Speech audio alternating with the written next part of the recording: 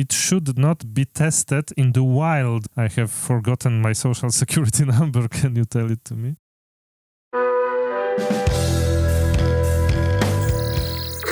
Hello and welcome to the Digital Pragmatism podcast with Gosia. Hello. And Jerzy, and we're gonna talk today about AI. Post-giant AI experiments. Are you afraid? Yes, I am afraid.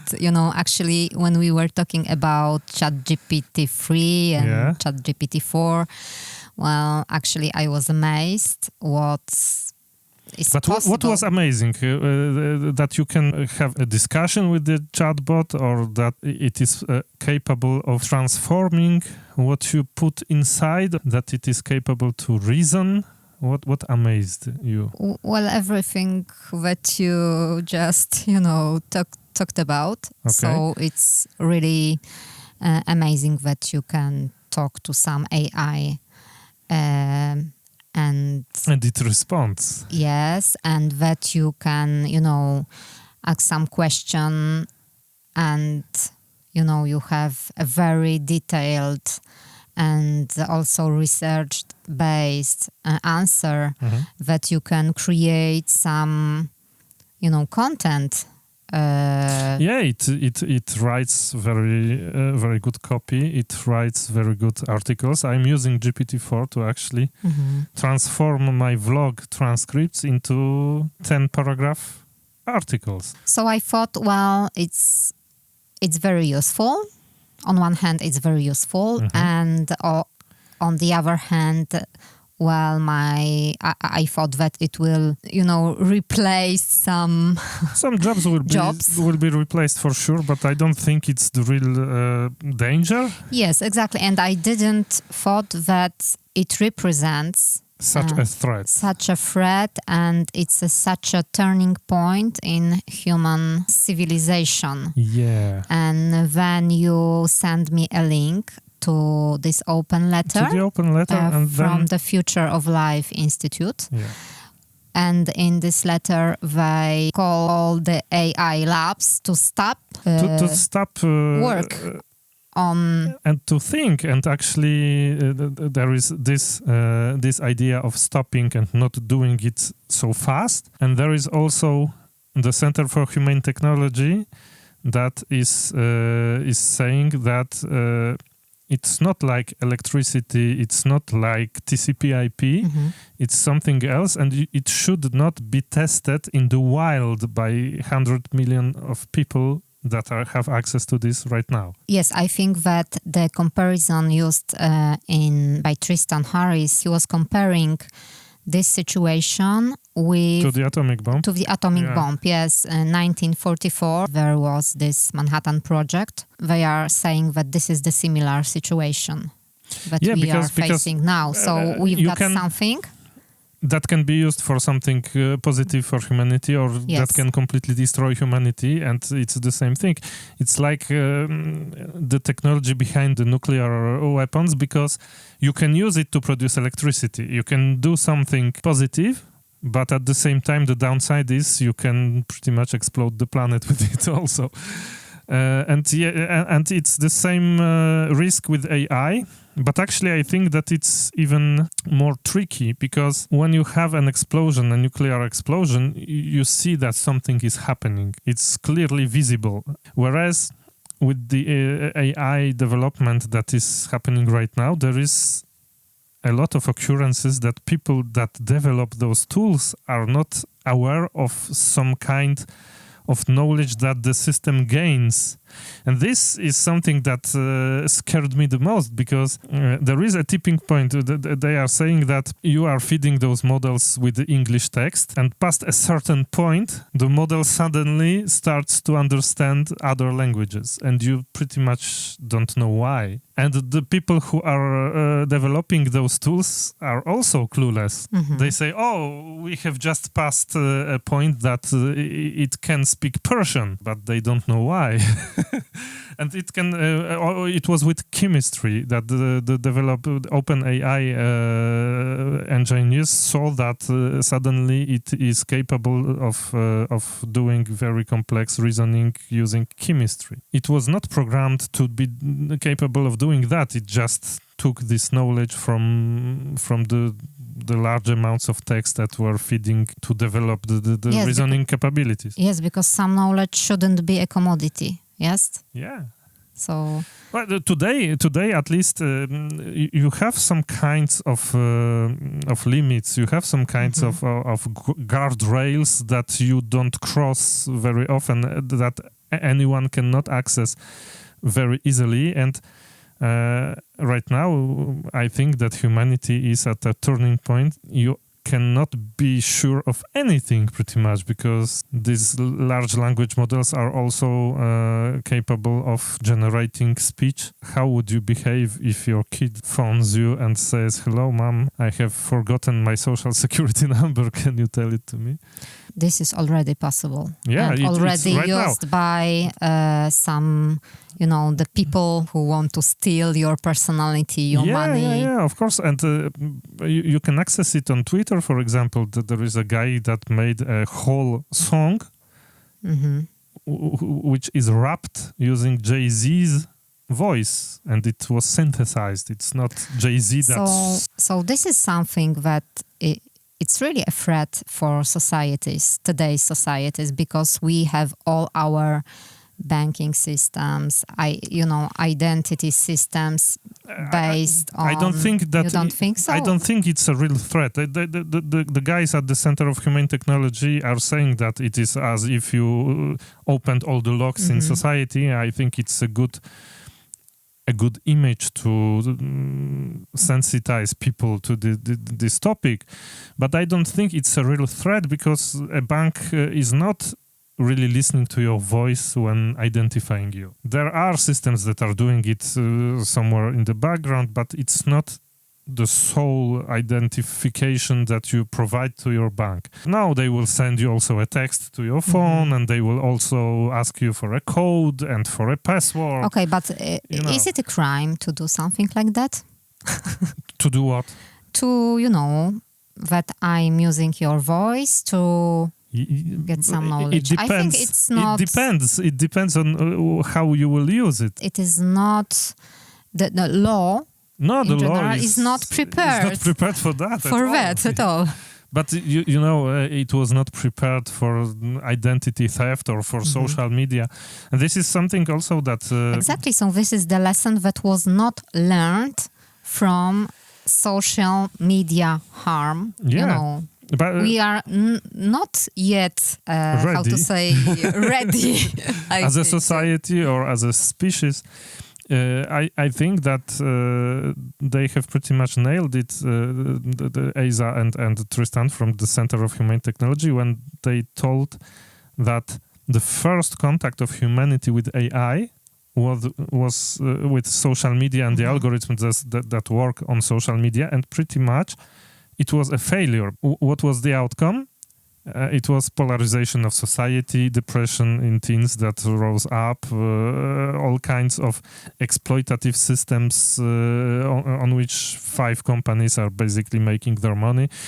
It was a failure. It was not like we have embraced the technology and there is upsides and downsides. You have very little upside and a lot of downsides, and also those downsides are completely not legally addressed. The European Union, I think it's the most advanced right now in regulating those kinds of things, and everybody is making fun of the European Union, basically. And it's still very, very far away from a legal system that could really mitigate the downside of using social media and algorithmic shopping, etc. And also, people might think that it is controlled somehow, that the people who are, how to say... developing this artificial intelligence, that they are testing it. They are. But in a very, very, very small... short time. So, in this conversation between Tristan and Asa, they are saying that there's not enough people that are working on safety. The people who are developing it, there is something at OpenAI, there is something that is called a team that is called the Red Team.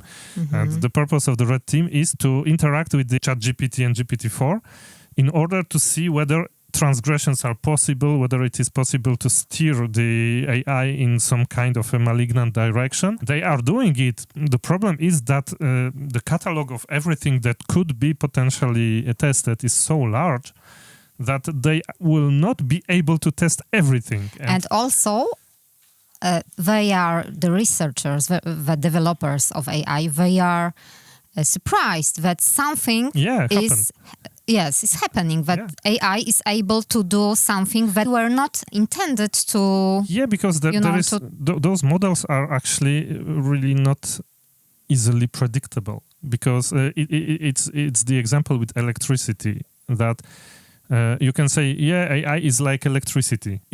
When there were candles and there were people who were lighting the gas lanterns in the streets, you could see electricity as a potential threat, as you can see it today with AI.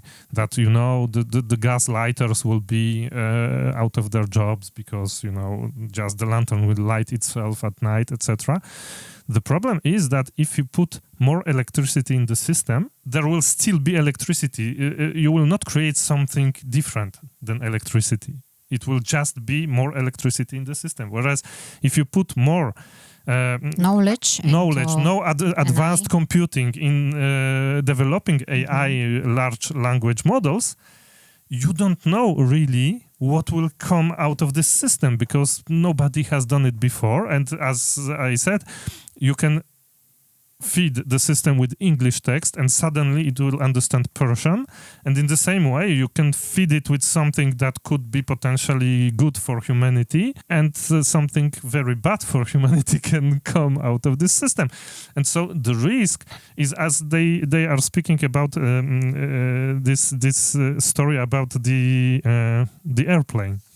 Would you go on an airplane if you knew that half of the engineers that have prepared the airplane to fly are saying that there is a 10% or greater chance that this plane will go down and you will die? Would you go on this plane? Would you take the bet? No. Me neither. And I think that a lot of people, when they see this problem like that, will say, no, I don't want to go on this plane because the risk is too high.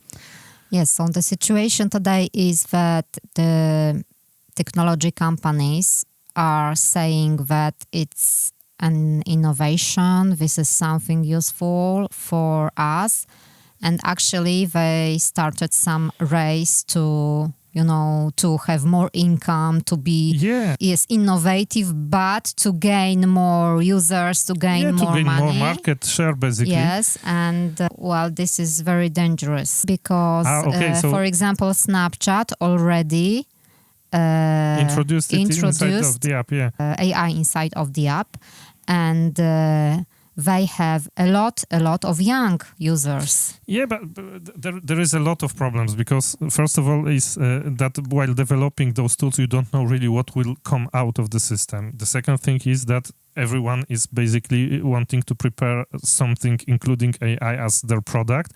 And the tech companies are in crisis right now. They laid off people, etc. So they are trying to make it as fast as possible and have income as fast as possible by using it. And also, it's completely not regulated how children or teens can use it or whether they should be able to use it.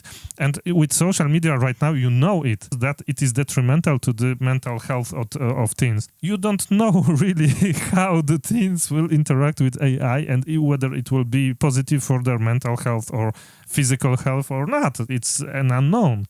Mm-hmm. And those unknowns are very, very dangerous and big. Yes, because you can have some AI friend inside of this Snapchat, and you can talk to this friend. The example that they give in the podcast by the Center of Humane Technology is pretty wild, don't you think? Mm-hmm. And so if you want to know what we are talking about, listen to this episode.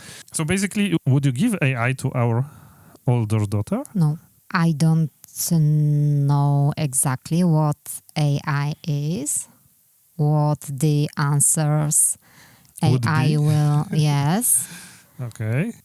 But what is the difference between allowing our kid to go see a friend that you really don't know and using AI.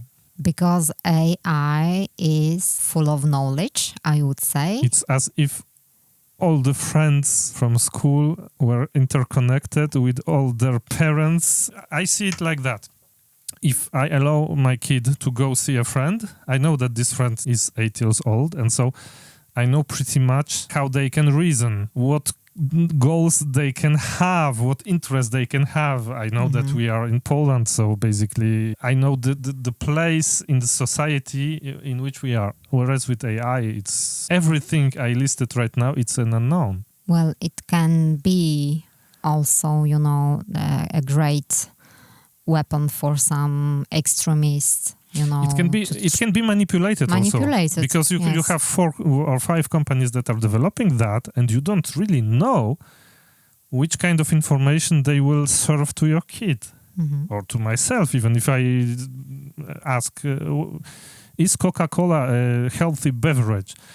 Are you sure that the AI will give you the correct answer?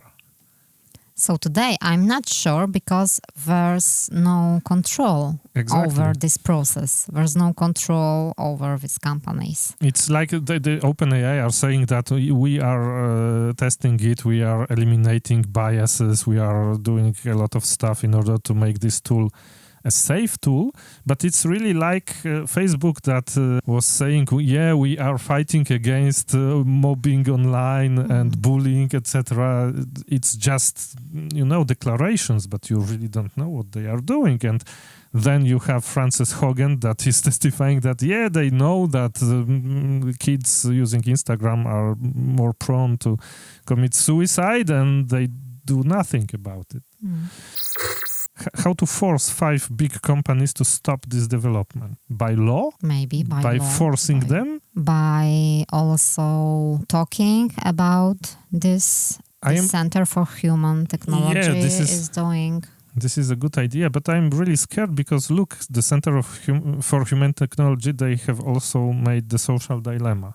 It's a great documentary that is showing how social media can be detrimental to human relationships, and nothing happened. Social media is still there. People are using TikTok. Instagram is okay. I am afraid because I think that talking about it is not enough. If you've got some ideas, share them, and see you in the next one. Thank you.